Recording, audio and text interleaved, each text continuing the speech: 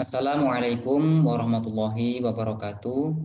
Saya Ali Ridwan. Saya di sini akan mempresentasikan mata pelajaran Bahasa Indonesia yang berjudul Pembelajaran dengan Menyimak dan Membaca. Baiklah, ada keterampilan berbahasa. Nah, keterampilan berbahasa ini merupakan suatu sarana komunikasi antar sesama, melalui cara dengan face to face seperti itu.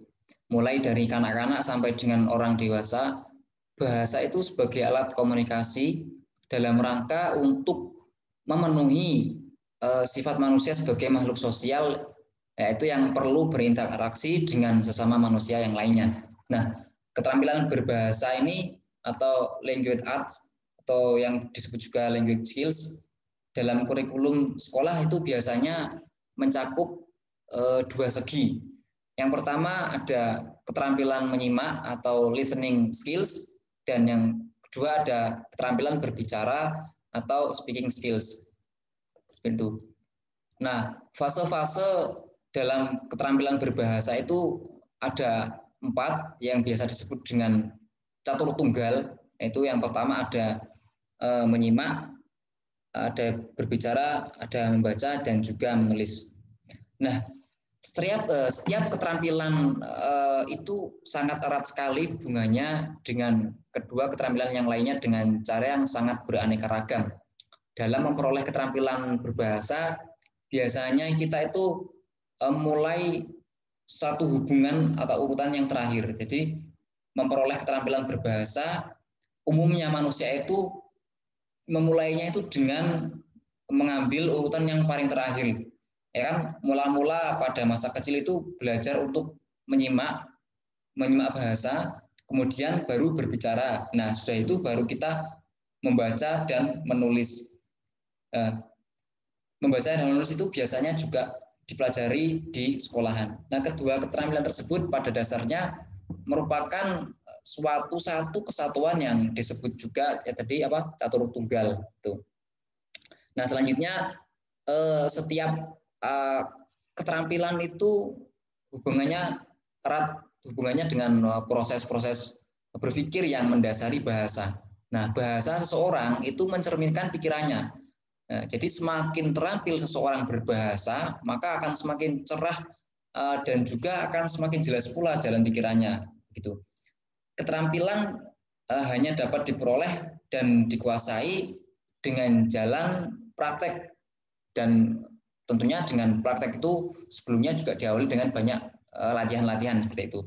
Melatih suatu keterampilan berbahasa itu berarti juga melatih keterampilan dalam proses berpikir seperti itu. Nah, untuk mendapatkan gambaran yang lebih jelas itu bisa dijelaskan hubungan antara keempat keterampilan itu. Yang pertama, saya menjelaskan tentang menyimak dan berbicara itu sendiri. Nah, menyimak dan berbicara itu merupakan kegiatan komunikasi dua arah secara langsung. Nah, menyimak dan berbicara juga merupakan komunikasi tatap muka atau face to face communication. Nah, menyimak dan berbicara itu merupakan kegiatan komunikasi dua arah secara langsung dan juga merupakan komunikasi tatap muka atau face to face communication. Itu antara berbicara dan menyimak mempunyai hubungan yang sangat erat. Hubungan ini ada beberapa hal-hal yang perlu diperhatikan, antara lain yaitu yang pertama ada ujaran, atau biasanya itu dipelajari melalui menyimak dan menirukan. Jadi speech itu kemudian ditirukan atau imitasi. Oleh karena itu, model atau contoh yang disimak serta direkam oleh seorang anak sangatlah penting dalam penguasaan kecakapan dalam berbicara. Itu. Kemudian kata-kata. Kata-kata yang akan dipakai serta dipelajari oleh sang anak itu biasanya ditentukan oleh perangsang atau stimuli yang ditemuinya. Misalnya itu dalam kehidupan di desa dan kota, dan kata-kata yang paling banyak memberi bantuan atau pelayanan dalam menyampaikan gagasan-gagasannya. Ujaran sang anak akan mencerminkan pemakaian bahasa di rumah dalam masyarakat tempatnya hidup atau tempat tinggalnya, lingkungan masyarakat seperti itu. Dan anak-anak yang masih kecil itu dapat memahami kalimat yang jauh lebih panjang dan rumit ketimbang kalimat yang dapat diucapkannya. Jadi mereka itu, anak-anak itu memahami kalimat atau kalimat yang didengar itu panjang, lebar, itu mereka bisa memahami. Tapi untuk mengungkapkan, berbicara itu mungkin akan sangat masih terbatas seperti itu. Nah, meningkatkan keterampilan menyimak itu berarti pula membantu meningkatkan kualitas berbicara. Semakin banyak anak interaksi dengan orang lain, terutama dalam menyimak, mendengarkan seseorang berbicara, menasehati, atau yang lainnya, itu semakin sering, maka di situ akan membuat proses belajar berbicaranya itu menjadi lebih baik. Kalimat-kalimat yang diucapkan juga lebih tertata, lebih berkualitas, dan lebih berbobot seperti itu. Nah, meningkatkan itu bunyi-bunyi suara merupakan contoh suatu faktor-faktor penting dalam meningkatkan cara pemakaian kata-kata seorang anak. Jadi oleh karena itu mendengarkan tadi itu sang anak akan sangat tertolong kalau dia itu mendengar serta menyimak menyimak ujaran-ujaran kata-kata yang baik dan benar dari mungkin dari guru atau teman-teman, orang tua, dan yang lainnya yang tentunya kata-kata itu sangat bermutu dan berkualitas, dalam artian kata-kata yang mendidik seperti itu. Dan juga mendengarkan cerita-cerita yang bernilai tinggi dan lain sebagainya. Nah, berbicara dengan bantuan alat peraga atau visual aids akan menghasilkan penangkapan informasi yang lebih baik pada pihak penyimak atau anak yang mendengarkan. Karena umumnya sang anak itu mempergunakan bahasa yang didengar serta disimaknya. Jadi anak itu akan mengucapkan apa yang sudah didengar seperti itu. Nah, untuk mendapatkan gambaran yang lebih jelas mengenai hubungan persamaan dan perbedaan antara menyimak, ini ada gambar yang saya tampilkan ini, yaitu menyimak itu suatu kegiatan secara langsung, yaitu yang apresiatif, kemudian reseptif, dan juga fungsional. Keduanya itu tatap muka dua arah antara si yang menyimak atau anaknya mendengar dan yang berbicara atau yang mengujarkan. Jadi keduanya itu bertatap muka secara langsung. Dalam artian mungkin saat ini bisa secara langsung itu berarti anak mendengarkan orang yang berbicara. Mungkin kalau sekarang bisa melalui video call seperti ini, seperti itu kan, karena masa pandemi ini memanfaatkan teknologi gitu ya. Ya, itu secara langsung berbicara produktif dan ekspresif. Dan menyimak ini tidak harus selalu berhadapan dengan orang. Bisa jadi anak itu mendengarkan dari video, film, itu juga bisa. Jadi pengajaran guru yang sudah direkam video juga bisa seperti itu. Dan secara langsung, maksudnya secara langsung dia itu mendengarkan secara langsung seperti itu. Apresiatif itu akan membuat anak itu merasa tertarik dengan video itu, dan reseptif, anak itu akan menerima videonya seperti itu. Kemudian menyimak dan membaca itu ya mempunyai kesamaan. Nah, dua-duanya ini mempunyai kesamaannya itu keduanya sama-sama bersifat menerima, menyimak dan membaca itu keduanya sama-sama bersifat menerima. Cuman bedanya sini menyimak itu menerima informasi dari sumber lisan, sedangkan membaca itu menerima informasi dari sumber tulisan. Jadi menyimak dan membaca itu keduanya menerima, mendapatkan informasi. Anak mendapatkan info bahasa dari sumber yang berbeda, menyimak dan membaca. Itu kalau menyimak itu mendengarkan, Berarti sumbernya itu adalah orang yang berbicara atau video tadi, sedangkan membaca itu sumbernya adalah tulisan. Otomatis di sini anak sudah satu langkah lebih maju. Berarti anak ini sudah bisa membaca begitu ya. Jadi mendapatkan informasi dari sumber tertulis seperti itu. Nah, menyimak dan membaca itu seperti itu. Dengan perkataan lain, menyimak itu menerima informasi dari kegiatan berbicara. Informasi kegiatan dari kegiatan berbicara. Sedangkan menerima informasi dari kegiatan menulis itu juga mendapatkan kegiatan menulis dari baca tadi. Nah, ada gambaran yang jelas nanti. Nah, ini.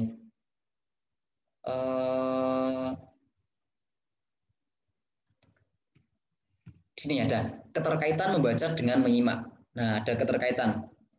Nah, bagi para siswa yang lebih tinggi kelasnya itu ternyata membaca itu lebih unggul daripada menyimak, begitu.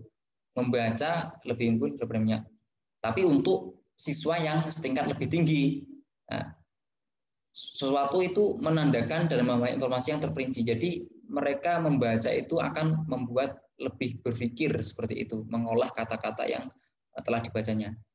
Baik membaca ataupun menyimak menuntut dari para siswa itu memiliki suatu kesiapan kecakapan. Sama-sama harus siap, harus cakap menerima informasi tadi.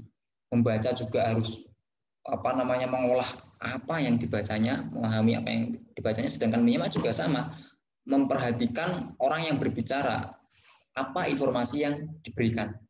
Nah, pada umumnya maksud dan tujuan membaca dan menyimak itu berfungsi fungsional dan apresiatif. Keterampilan menyimak juga merupakan faktor penting bagi keberhasilan seseorang dalam belajar membaca secara efektif. Nah, ada penelitian dari para pakar-pakar ahli-ahli itu memperlihatkan beberapa hubungan antara membaca dan menyimak. Itu pengajaran. Yang pertama ada pengajaran serta suatu petunjuk-petunjuk dalam membaca itu yang disampaikan oleh sang guru melalui bahasa lisan maupun sang anak itu menyimak dengan pemahaman masing-masing, itu sangatlah penting. Kemudian menyimak itu merupakan cara atau model utama bagi pelajaran lisan atau yang disebut verbalized learning ya. Jadi belajar dari mendengarkan. Nah, selama bertahun-tahun itu tahun pertama permulaan sekolah itu menyimak adalah yang paling pertama. Perlu dicatat misalnya itu bahwa anak yang cacat dalam membaca itu harusnya meneruskan pembelajaran di kelas yang lebih tinggi dengan lebih banyak menyimak daripada membaca. Jadi anak yang dikatakan membacanya kurang baik, kurang bagus, itu harusnya mereka mendapatkan kelas yang lebih banyak mendengarkan seperti itu. Walaupun menyimak ini merupakan suatu pemahaman atau listening comprehension, itu lebih unggul daripada pemahaman atau reading comprehension, itu ternyata anak-anak itu sering gagal untuk memahaminya dan tetap menyimpan, memakai, menguasai sejumlah fakta yang mereka dengar atau mereka simak. Jadi sebenarnya menyimak itu adalah lebih unggul daripada membaca karena menyimak langsung mendengarkan dan dijelaskan. Tapi kadang-kadang juga anak itu gagal untuk memahami seperti itu loh. Gagal untuk memahami. Jadi pemahamannya itu tidak sesuai dengan ekspektasi apa yang diharapkan oleh guru yang menyampaikan. Oleh karena itu, para siswa itu membutuhkan suatu bimbingan dalam belajar menyimak yang lebih efektif dan lebih tertutup lagi agar hasil pengajaran itu lebih baik lagi. Kosakata simak atau listening vocabulary yang sangat terbatas itu mempunyai kaitan dengan kesukaran-kesukaran dalam belajar membaca secara baik. Jadi keterbatasan kosakata seperti itu akan membuat sukaran dalam belajar seorang anak. Bagi para siswa yang lebih besar atau yang lebih tinggi kelasnya, korelasi antara kosakata baca dan kosakata simak atau reading vocabulary dan listening vocabulary itu memang sangat tinggi, mungkin antara 80% atau lebih seperti itu. Nah, pembeda-pembeda antara diskriminasi pendengar yang jelek seringkali dihubungkan dengan membaca yang tidak efektif. Dan mungkin merupakan suatu faktor pendukung atau faktor tambahan dalam ketidakmampuan membaca atau poor reading lah, membacanya kurang bagus. Dan menyimak itu turut membuat sang anak untuk menangkap ide-ide pokok atau gagasan utama yang diajukan oleh sang pembicara seperti itu. Nah, akan tapi bagi para siswa itu lebih tinggi ternyata membaca itu lebih unggul daripada menyimak. Yang tadi itu dikatakan menyimak itu suatu yang bagus seperti itu dalam memahami informasi, tapi anak yang sudah tingkat lebih tinggi, yang sudah bagus membacanya itu lebih tinggi kelasnya, ternyata membaca itu lebih unggul daripada menyimak itu sendiri. Ya, itu sesuatu yang menandakan dan memahami informasi yang lebih terperinci. Selagi keterampilan menyimak dan membaca berhubungan erat, peningkatan pada yang satu turut pula menimbulkan peningkatan pada yang lainnya. Kedua-duanya ini merupakan proses saling mengisi. Menyimak, membaca hendaklah disertai oleh diskusi. Jadi membaca itu juga ada diskusinya sebelum, selama, dan sesudah membaca. Kalau kita ingin meningkatkan serta memperkaya kosakata, pemahaman umum, serta pemilikan ide-ide para siswa yang kita asuh seperti itu.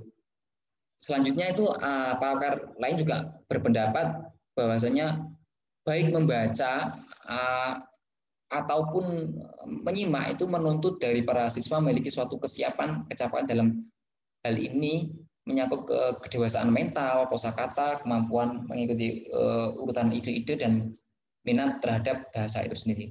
Dan pada umumnya maksud dan tujuan membaca dan menyimak bersifat fungsional, apresiatif dalam membaca dan menyimak itu. Seperti itu.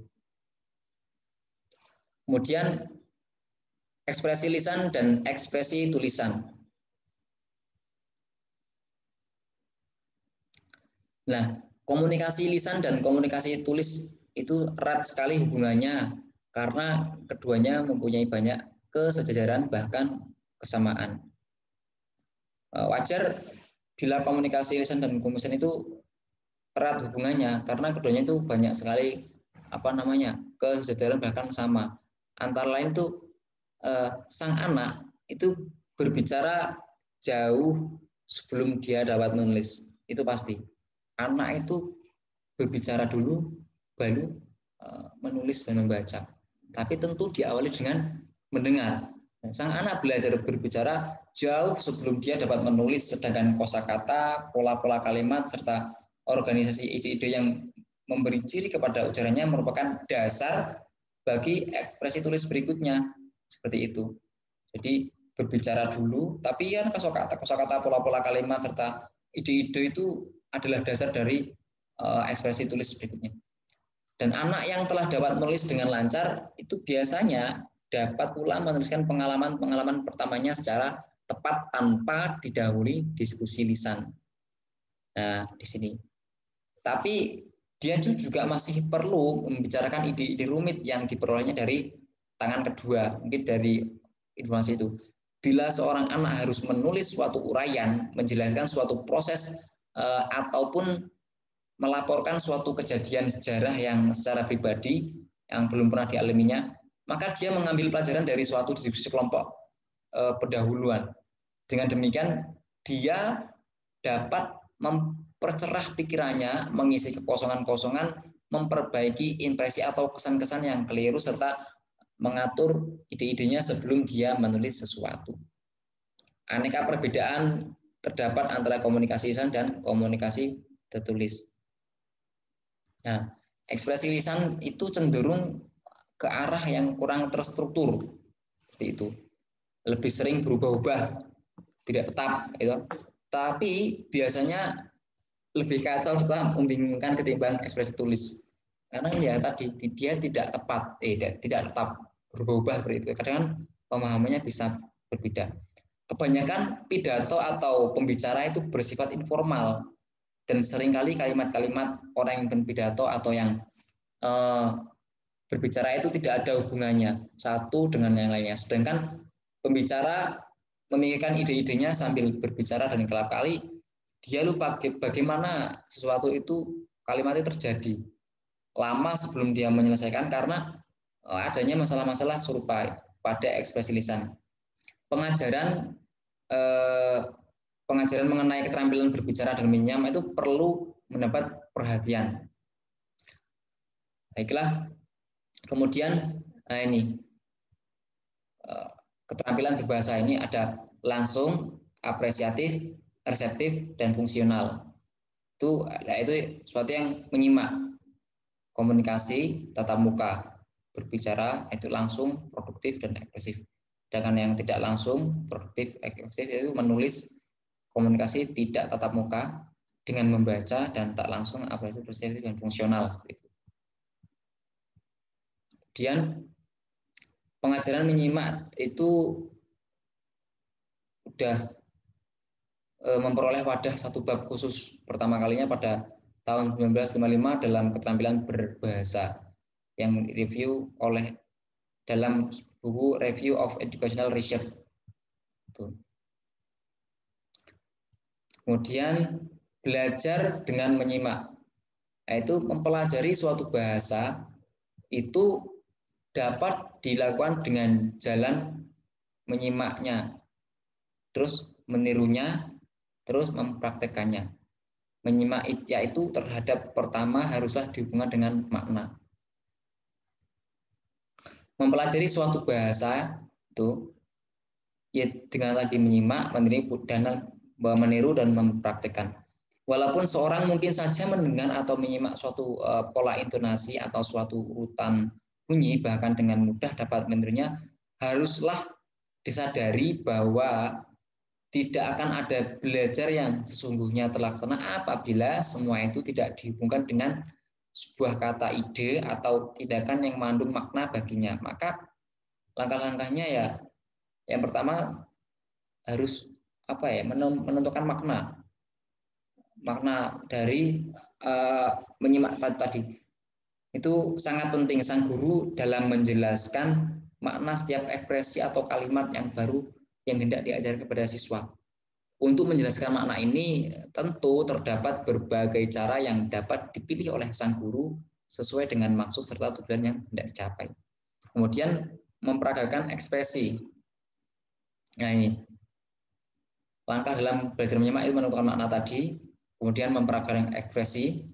Itu setelah guru menetapkan makna, dia mengucapkan pokok dan hal yang baru itu beberapa kali.